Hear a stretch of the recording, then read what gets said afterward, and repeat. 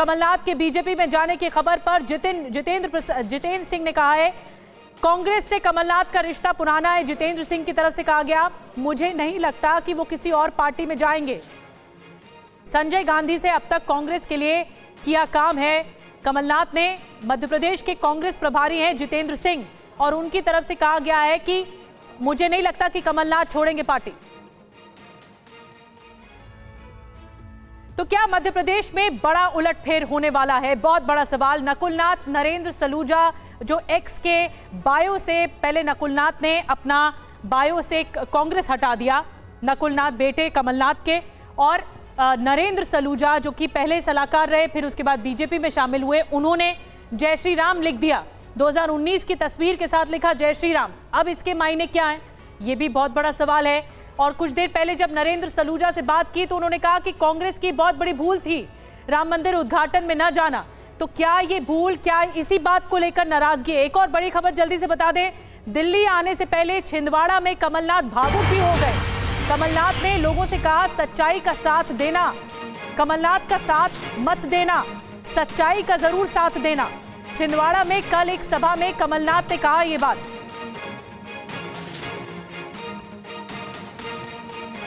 आप से यही निवेदन करना है कि आप सच्चाई का साथ दो,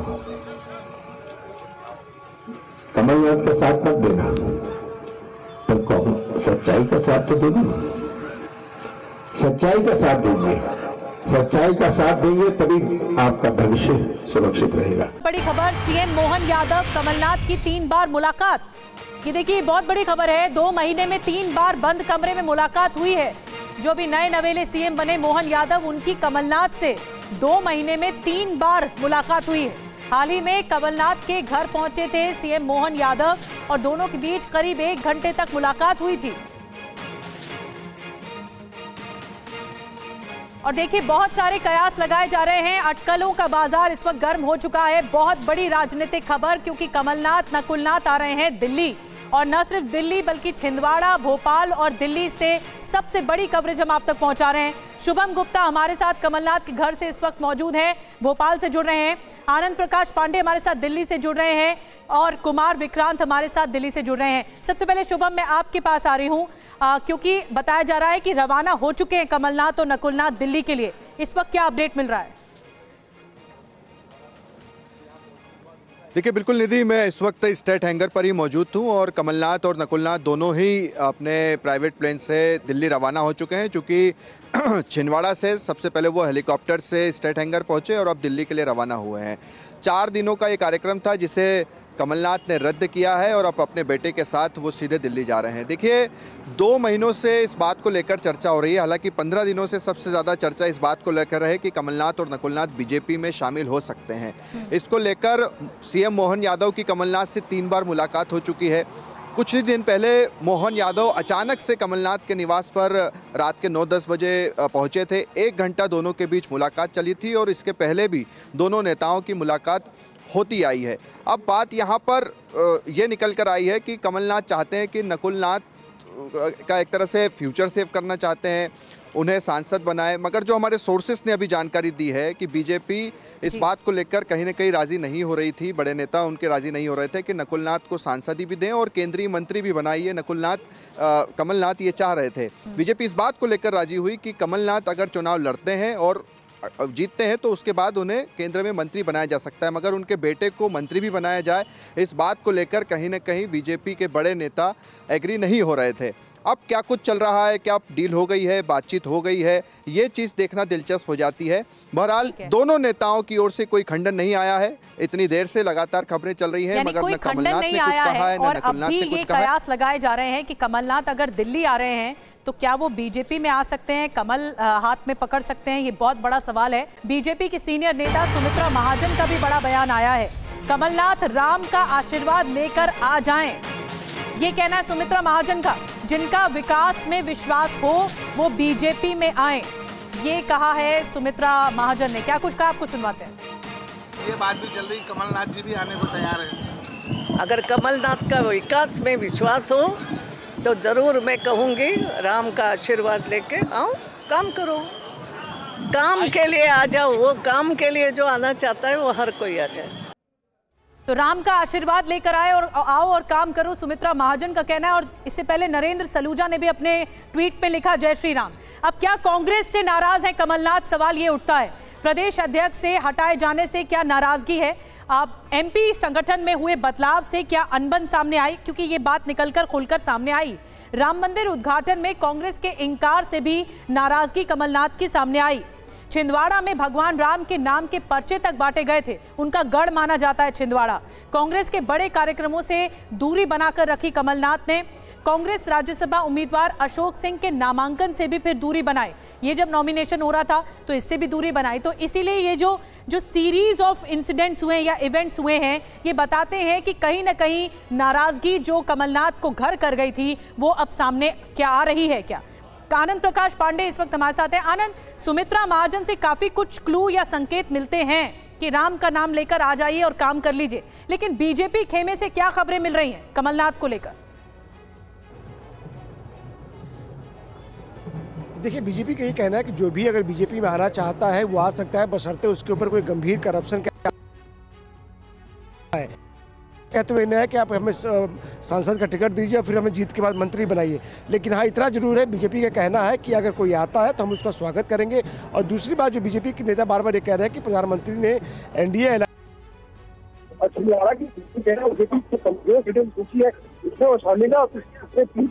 बीजेपी ने उसमें बहुत मेहनत के तमाम बीजेपी केंद्रीय मंत्री वहाँ पे जाके सभाएं की, उन्होंने बीजेपी केंद्रीय मंत्री वहाँ पे जाके सभाएं की, उन्होंने वहाँ पे विकास कार्यों का उन्होंने जायजा लिया। कई नए विकास कार्यक्रम वहाँ शुरू कराए गए। यानी कि छिंदवाड़ा जो गढ़ था उसको छीनने की कोशिश कमलनाथ से बीजेपी ने कई के लिए बहुत मेहनत की। और आपको हम ये बता दें कि पिछले 2-3 चुनाव की अगर बात करेंगे, लोकसभा चुनाव की, तो छिंदवाड़ा में कमलनाथ हो या फिर उनके बाद नकुलनाथ हो, तो इनकी जीत का मार्जिन बहुत कम होता गया। पिछली बार जीत का मार्जिन लगभग 35 या 36 हज़ार सिर्फ वोट थे, जो कभी लाखों से जीतते थे। तो ऐसे में कमलनाथ को भी ये लगता है कि अब उन्होंने जब अपनी राजनीतिक पारी खेल ली, उनको चिंता अपने बेटे की है। और यही वजह है कि बीजेपी नेता से जब भी पूछे, कई बयान आपने सुनाए भी, हमने भी यहाँ कई नेताओं से बात की, उनका कहना है कि कमलनाथ अगर आते हैं तो उनका स्वागत है। और ये बताया जा रहा है कि बहुत ही जल्द कमलनाथ और नकुलनाथ बीजेपी के दामन थाम सकते हैं, बशर्ते कुछ मॉडलिटीज बची हुई है जो कि सीनियर नेता यहाँ दिल्ली में उनके कुल मिलाकर तस्वीर या गोलबंदी कुछ इस तरह से हो रही है। आनंद, बड़ी बात आपने कही, क्योंकि वो एक सीट जो 2019 में रह गई थी छिंदवाड़ा की और वहां पर कांग्रेस का कब्जा है, तो बीजेपी ये रणनीति कर रही है क्योंकि ये कमजोर कड़ी है और इसे साधने की कोशिश है। मैं आऊंगी आनंद आपके पास। एक और बड़ी खबर मिल रही है कमलनाथ को लेकर, दिग्विजय सिंह का भी बयान आ गया है। बीजेपी में जाने की खबर को खारिज कर दिया है दिग्विजय सिंह ने।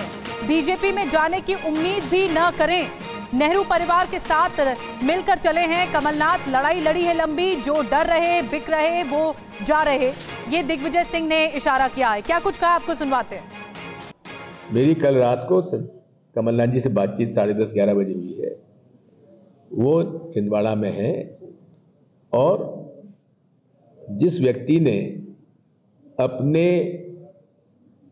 राजनीतिक जीवन की शुरुआत नेहरू गांधी परिवार के साथ उनके पीछे साथ में खड़े होकर उस समय लड़ी थी जब पूरी जनता पार्टी और केंद्र की सरकार इंदिरा जी को जेल भेज रही थी, उस आदमी को आप कभी उम्मीद भी कर सकते हो कि ऐसा आदमी कभी कांग्रेस और सोनिया गांधी जी के परिवार को छोड़ के जाएगा, इंदिरा जी के परिवार को छोड़ के जाएगा? आपको उम्मीद भी नहीं करना चाहिए। कांग्रेस के बड़े नेताओं में गिने जाते हैं दिग्विजय सिंह मध्य प्रदेश में, और वो कह रहे हैं कि ऐसी कोई बात नहीं है, सब बातों का खंडन कर दिया है। कुमार विक्रांत से और ज्यादा जानकारी लेते हैं। कुमार, दिग्विजय सिंह कह रहे हैं मेरी तो कल रात ही बात हुई है, ऐसी कोई बात नहीं है, नेहरू परिवार से जुड़े हुए हैं लगातार और नेहरू के समय से काम करते आ रहे हैं, ये नाराजगी नहीं है, कोई नाराजगी नहीं है कमलनाथ में।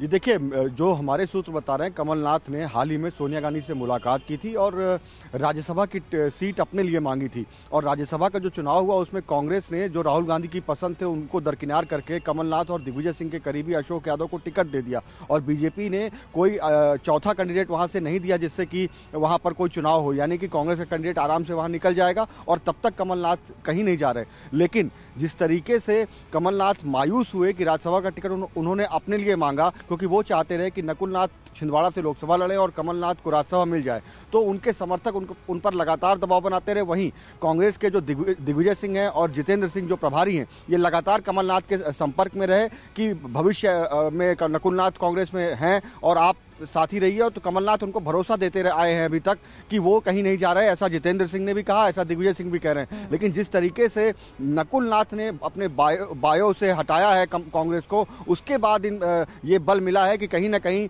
नकुलनाथ को लेकर के कमलनाथ चिंतित हैं कि भविष्य उनका क्या होगा।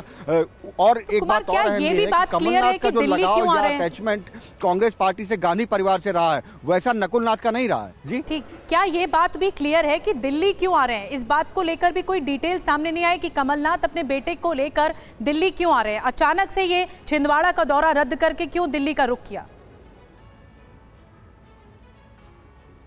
जी, लगातार बीजेपी से उन पर डोरे डाले जा रहे थे, लेकिन कमलनाथ हर बार इनकार कर दे रहे थे।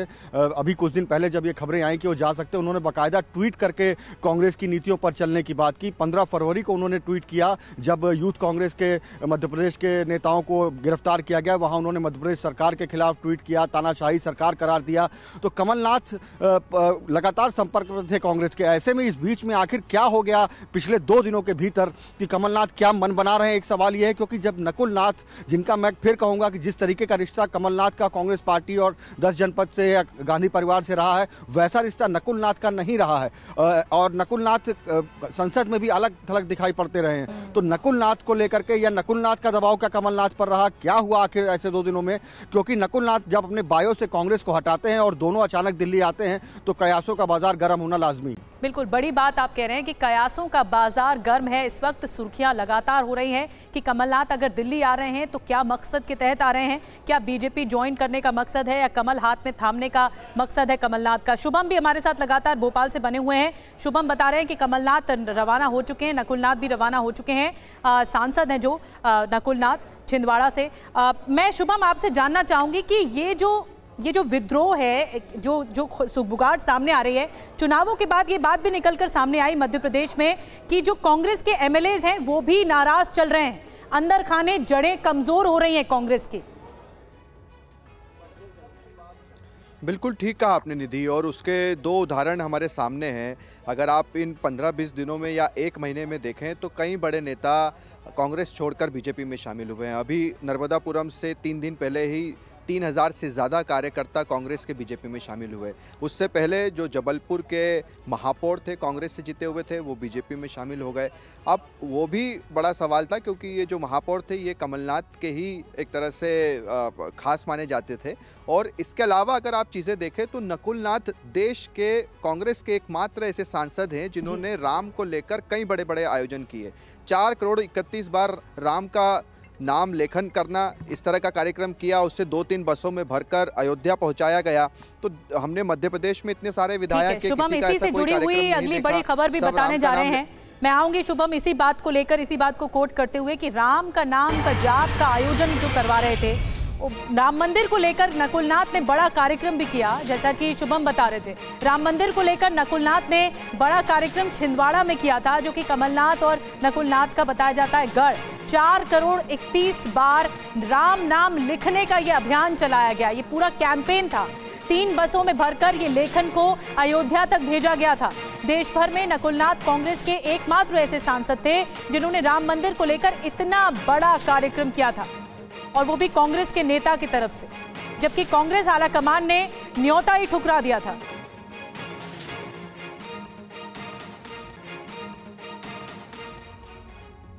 और मध्य प्रदेश बीजेपी के अध्यक्ष वीडी शर्मा से जब सवाल ये किया गया कि तो उन्होंने क्या कुछ कहा कमलनाथ को लेकर, जब सवाल पूछा तो क्या कुछ कहा, सुनिए जरा। अब ये तो कमलनाथ जी से आपको ही पूछना पड़ेगा। भारतीय जनता पार्टी ने सैद्धांतिक तौर पर, अगर किसी को लगता है कि भारतीय जनता पार्टी के नेतृत्व में, उनकी नीतियों पर विश्वास करते हुए, हमारे नेतृत्व के ऊपर जिनका विश्वास बनता है, तो ऐसे लोगों के लिए दरवाजे खुले हैं। तो आपने जो मध्य प्रदेश में बीजेपी के अध्यक्ष हैं उनको सुना, वीडी शर्मा को, और हमारे साथ आनंद प्रकाश पांडे। आनंद, इससे पहले भी आप ये कह रहे थे कि बीजेपी में कोई अगर नेता आता है किसी भी पार्टी से, और अगर बड़ा नेता भी आता है तो कोई परहेज नहीं है। बीजेपी काम करती है और काम के लिए ही जानी जाती है। तो ऐसे में अगर कमलनाथ आते हैं तो एक तरह से एक तीर से दो निशाने भी साधने की कोशिश होगी, क्योंकि छिंदवाड़ा वो कमजोर कड़ी रहा है बीजेपी के लिए, 2019 चुनावों में भी 2014 चुनावों में भी, बस मार्जिन का फर्क था, इसलिए वहां साधने की कोशिश है। बिल्कुल, और बीजेपी ने बाकायदा लोकसभा चुनाव को देखते हुए एक ज्वाइनिंग कमेटी भी बनाई है, जिसका काम ही यही है कि ऐसे प्रोबेबल बड़े चेहरे जिनके बीजेपी में आने से अगर बीजेपी को मजबूती मिलती है, चुनाव में फ़ायदा होता है, तो उनकी उस कमेटी का काम ही है, वो आइडेंटिफाई करती है और ऐसे संपर्कों के जरिए उनसे बात करती है। और रही बात कमलनाथ की, तो कमलनाथ के आने से न सिर्फ छिंदवाड़ा में बीजेपी को फ़ायदा होगा, बल्कि पूरे मध्य प्रदेश में बीजेपी को फ़ायदा होगा। खैर, अभी भी बीजेपी की वहाँ पे बहुत अच्छी इमेज है, सीट के लिहाज से अगर बात करें, लेकिन कमलनाथ आते हैं तो एक झटका भी लगेगा कांग्रेस को, और ये जरूरी है बीजेपी के लिए कि आप अगर हमारे पास आते हैं तो हमें फायदा हो रहा है, लेकिन साथ में ये भी बीजेपी करना है कि हम सामने वाले यानी जो विरोधी है कांग्रेस है उसको जितनी ज़्यादा चोट मिलेगी उसका भी फायदा बीजेपी को होगा। और यही वजह है कि बीजेपी ने कमलनाथ और नकुलनाथ के जरिए संपर्क साधा हुआ है मध्य प्रदेश के नेताओं के जरिए, और बताया जा रहा है कि सीनियर नेताओं से भी जल्द उनकी मुलाकात हो सकती है। कुछ मॉडलिटीज तय होनी है, क्योंकि आखिर कमलनाथ चाहते क्या है, वो अपनी राजनीतिक पारी खेल चुके हैं, लेकिन नकुलनाथ के लिए कि वो चाहते हैं कि उनका राजनीतिक भविष्य जो सुरक्षित रहे, जो उनको अभी फिलहाल बीजेपी में ही नजर आ रहा है, और कहीं न कहीं वो अभी फिलहाल कांग्रेस की राजनीति में नकुलनाथ अपने आप को अनफिट पा रहे हैं। तो यही वजह है कि कमलनाथ और नकुलनाथ ने अपने चैनल्स खोले हुए हैं, वहाँ पे लोकल लेवल पे मुख्यमंत्री हो या फिर बाकी जो नेता उनसे उनकी मुलाकात हुई है, और बारी है कि दिल्ली में बीजेपी के बड़े नेता बैठे हुए उनसे एक बार बातचीत जो है मोडालिटी तय हो जाए, उसका बताया जा रहा है कि जल्द ही दोनों जो है बीजेपी का दामन थाम सकते हैं। बहुत बड़ी बात है, और इसी के लिए मैं जल्दी से कुमार विक्रांत के पास चलूंगी, क्योंकि अब हम आगे बढ़ेंगे अगली खबर की ओर। कुमार, ये बताइए कि कितनी संभावनाएं हैं, क्योंकि अपने बेटे को नकुलनाथ को फिट कराने के लिए राजनीतिक तौर पर और केंद्रीय स्तर की राजनीति के तौर पर ये कितना जरूरी कदम हो सकता है कि कमलनाथ कमल को थाम लें?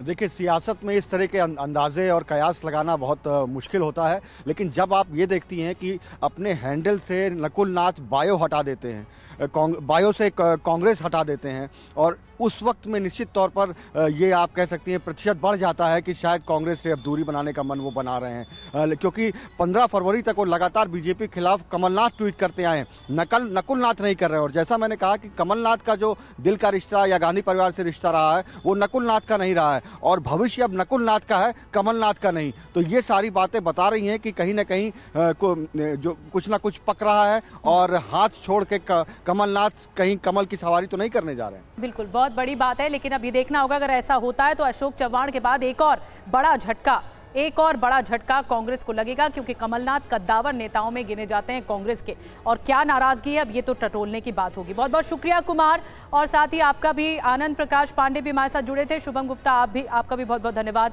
जी हाँ, तो आज भारत की वायु शक्ति का पराक्रम आपको देखने को मिलेगा, पूरा देश इस बात का गवाह होगा, आसमान में भारत का परचम लहराएगा। आज आसमान में देखेगी वायुसेना की शक्ति। शाम 5 बजे से एक ऐसी ड्रिल होने जा रही है जिस पर सभी की निगाहें हैं। एक्सरसाइज वायु शक्ति 2024, वायुसेना के फाइटर जेट दिखाएंगे पराक्रम, दुनिया देखेगी वायुसेना का दमखम, वो अदम्य साहस जो फाइटर जेट्स के गर्जना के रूप में आसमान से सामने आएंगे।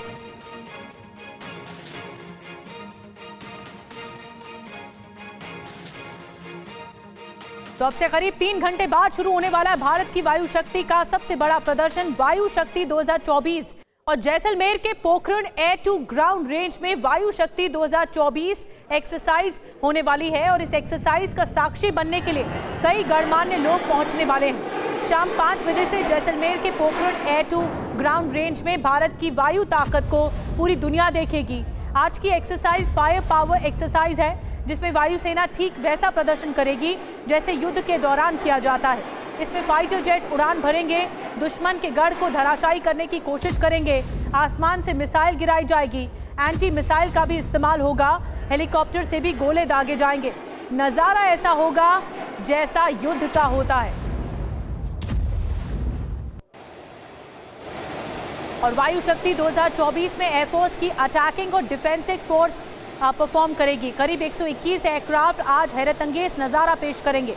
इनमें Rafale, Mirage 2000, Sukhoi 30, MKI, Jaguar, Hawk C-130J, Chinook, Apache और MI F-17 शामिल है। इसके अलावा आज स्वदेशी हवाई शक्ति का भी शौर्य दिखने वाला है, क्योंकि देश में विकसित तेजस, प्रचंड और ध्रुव आज आसमान में परचम लहराने वाले हैं। इसके अलावा वायु शक्ति 2024 में हवा से हवा में मार करने वाली मिसाइलें, हवा से जमीन पर मार करने वाली मिसाइलें और सतह से हवा में मार करने वाली मिसाइलों की भी परीक्षा होगी। एयरफोर्स की आक्रामकता, उसकी डिफेंसिव पावर विश्व स्तर की है। वायुसेना की क्षमता किसी पश्चिमी देश की क्षमता से कमतर नहीं है।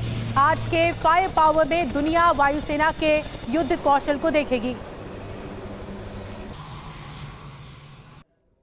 आज एयरफोर्स के साथ साथ सेना का तालमेल भी नजर आएगा। सेना की एयर विंग भी आज के मेगा फायर पावर में शामिल है। इसके अलावा सेना के कई हथियारों को एयरफोर्स के विमानों के जरिए एयरलिफ्ट भी किया जाएगा।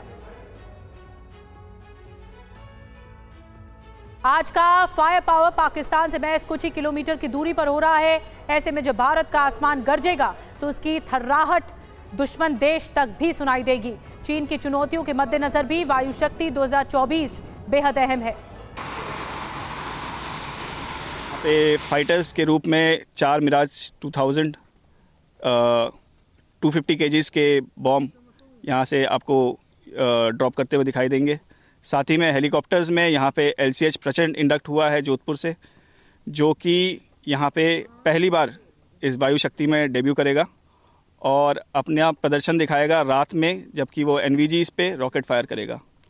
पहली बार इस वायु शक्ति इवेंट में हम जॉइंटनेस का प्रदर्शन करते हुए आर्मी और एयरफोर्स साथ में ऑपरेट करेंगे, जहाँ की आर्मी के WSIs अपने ALH Mark 4 जो कि एक इंडिजिनस प्लेटफॉर्म है HAL द्वारा डेवलप किया गया, उसमें से रॉकेट फायर करेगा और साथ ही साथ ALH Mark 4 जो कि इंडियन एयरफोर्स के हैं वो अपने फ्रंट गन फायर करेंगे।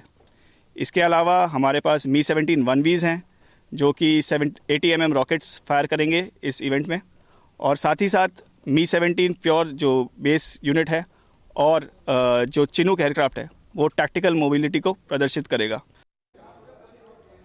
स्वदेशी शक्ति प्रदर्शन आज दुनिया की नजर आसमान पर है।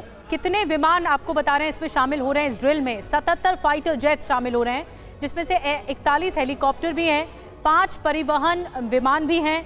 और आपको ये भी बता दें कि पहली बार कौन से शामिल हो रहे हैं इस ड्रिल में, इस वॉर एक्सरसाइज में। राफाल लड़ाकू विमान, प्रचंड हेलीकॉप्टर, इसके अलावा समर हथियार प्रणाली भी पहली बार शामिल हो रहे हैं। तो ये हमने आपको पूरा ब्यौरा दिया कि क्या कुछ आज होने वाला है शाम 5 बजे से। और वायु शक्ति 2024 में एयरफोर्स के साथ साथ सेना भी शामिल है। दोनों फोर्स के बीच कैसा तालमेल होगा ये भी जान लीजिए। वायुसेना की जो जोड़ी है आसमान में अजय कहलाती है, और वायुसेना का ये जो पराक्रम आप देख रहे हैं ये भी शानदार रहने वाला है। 1 से 2 किलोमीटर के दायरे में 40-50 टन युद्ध सामग्री गिराई जाएगी। फिर राफाल से MICA मिसाइल दागी जाएगी, माइका जिसे कहा जाता है। LCA तेजस से R-73 मिसाइल दागी जाएगी। सेना का ये शौर्य है जिसमें सेना रुद्र हेलीकॉप्टर से गोले दागेगी, सेना की बंदूकें एयरलिफ्ट होंगी और सेना की होवित्जर को चिनूक से ट्रांसपोर्ट किया जाएगा।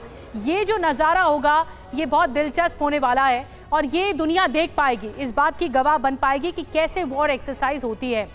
और वायु शक्ति 2024 5 मुख्य इसकी रणनीति होगी। डिफेंसिव काउंटर ये पहली रणनीति जो एयर में होता है। इसके अलावा ऑफेंसिव काउंटर जो कि एयर में किया जाएगा, जो तैयारी होती है वायुसेना की। काउंटर एयर स्ट्राइक, इस पर भी नजर रहेगी, रणनीति पर भी। सप्रेस एनिमी एयर डिफेंस और टारगेट ऑफ अपॉर्चुनिटी, ये 5 मुख्य रणनीति हैं वायु शक्ति 2024 से जुड़ी हुई, जिसको प्रदर्शित किया जाएगा आसमान में। तो डिफेंसिव काउंटर एयर इसमें शामिल है और इसमें रणनीति शामिल है। अब हम आपको बताने जा रहे हैं कि जो इनसेट 3D सैटेलाइट है, एक और बड़ी खबर है, उसकी लॉन्चिंग भी आज है, इस पर भी नजर है। और इसका काउंटडाउन आप देख रहे हैं, 5 घंटे 20 मिनट 38 सेकंड बाकी हैं। शाम 5:30, माफ कीजिएगा समय आपको बता दें, शाम 5:30 बजे इनसेट 3D की लॉन्चिंग होने जा रही है।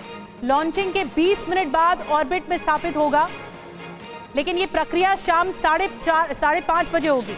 GSLV Mk2 रॉकेट से सैटेलाइट की लॉन्चिंग कराई जाएगी।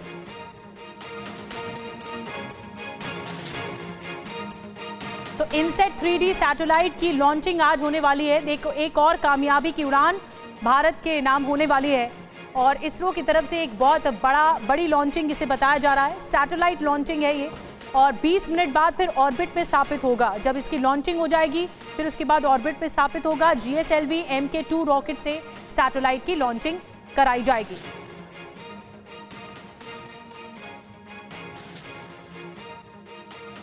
तो एक बार फिर से आपको बता दें, कुछ ही घंटे बाकी रह गए हैं। 5:30 बजे का वक्त बताया जा रहा है। इनसेट 3D की लॉन्चिंग होनी है और इसरो की तरफ से बहुत महत्वपूर्ण कदम है। दरअसल सैटेलाइट रडार सिस्टम को और मजबूती देने के लिए एक बहुत बड़ा फैसला है। इनसेट 3D 3 डायमेंशनल, उसका फ़ायदा क्या है हम आपको ये भी बताते हैं।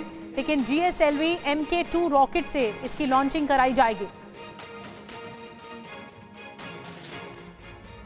तो 5:30 बजे इसकी लॉन्चिंग होनी है इनसेट 3D से। फ़ायदा क्या होगा अब हम आपको ये बताने जा रहे हैं। मौसम की सटीक जानकारी ये इनसेट 3D देगा, ये इसकी जानकारी मिल रही है। सर्च रेस्क्यू के लिए डेटा मैसेज भेजेगा। इसके अलावा पृथ्वी के सतह की निगरानी करेगा। बादल, वर्षा, बर्फबारी की जानकारी भी दे पाएगा। समुद्र पर स्टडी में मदद मिल सकेगी इस सैटेलाइट के जरिए। अब आपको बताते हैं कि इनसेट 3DS को आप थोड़ा और बेहतर तरीके से जान पाएंगे। इसका वजन जो है वो 2274 किलो बताया जा रहा है। चैनल इमेजर इसमें लगे हुए हैं 6, और इसके अलावा चैनल साउंडर इसमें 19 लगे हैं। कितनी देर में ऑर्बिट में पहुंचेगा? करीब 20 मिनट। वाइब्रेशन टेस्ट कब शुरू हुए?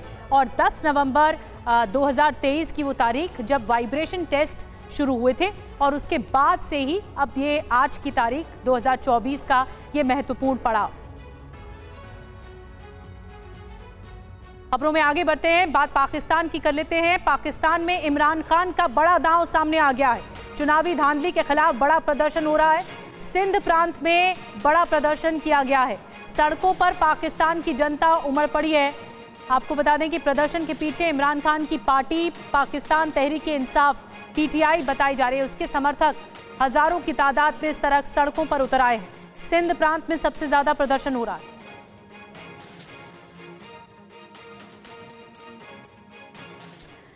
तो नवाज को चकमा, लेकिन इमरान करेंगे करिश्मा। क्या ऐसा होगा? क्योंकि हर पल तस्वीर बदल रही है। पाकिस्तान में चुनाव होने के बाद, चुनाव परिणामों के बाद इमरान की सियासी चाल भी कल देखने को मिली, जब उन्होंने नवाज जरदारी को कमज़ोर करने की कोशिश की। और किस तरह से कोशिश की कि एक गठजोड़ बनाने की कोशिश की। इमरान की कोशिश है कि किसी भी सूरत में सरकार न बन पाए नवाज शरीफ और जरदारी की। जेल में बंद इमरान फिलहाल पाकिस्तान में सबसे ज़्यादा प्रभावी हैं और इसीलिए बड़े स्तर पर PTI समर्थक जीते हैं। सेना ISI के साथ इमरान खान के नए समीकरण बन रहे हैं। अब ये भी खबर मिल रही है कि सेना को अचानक शायद पसंद आने लगे हैं इमरान खान। एक और बड़ी खबर आपको बता दें, इमरान ISI के बीच डील होने की खबर है। ISI के अफसरों की इमरान से हुई बातचीत, जेल में हुई बड़े अफसरों की बातचीत। इमरान के लिए सेना ने भी मन बदला है। देखिए, अब सेना का भी मन बदलता हुआ इमरान खान के लिए दिखाई दे रहा है, ये सूत्र बता रहे हैं।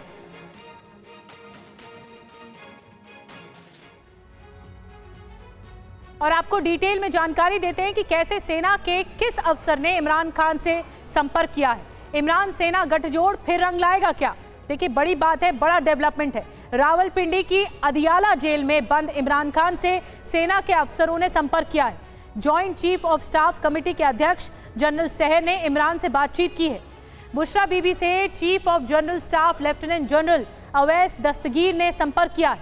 अवैस दस्तगीर आर्मी चीफ असीम मुनीर के बेहद करीब माने जाते हैं और उनके जरिए ही ये संपर्क किया गया है। अब पाकिस्तानी सेना का क्या खेल है? देखिए, सब कुछ खेल पाकिस्तान सेना की तरफ से ही होता है। तो क्या खेल है? इमरान से क्या बातचीत मुमकिन है? स्थिरता के लिए सरकार बनने दे, ये एक पहला कोशिश है, खेल हो सकता है। इमरान ने कहा सेना राजनीति में दखल देना बंद करे। इमरान ने कहा PTI के निर्दलियों को तोड़ना बंद करे। ये मैसेज क्लियर है। फिर उसके बाद बुशरा से जो बातचीत हुई, बुशरा बीबी से, सेना कई तरह की राहत देगी।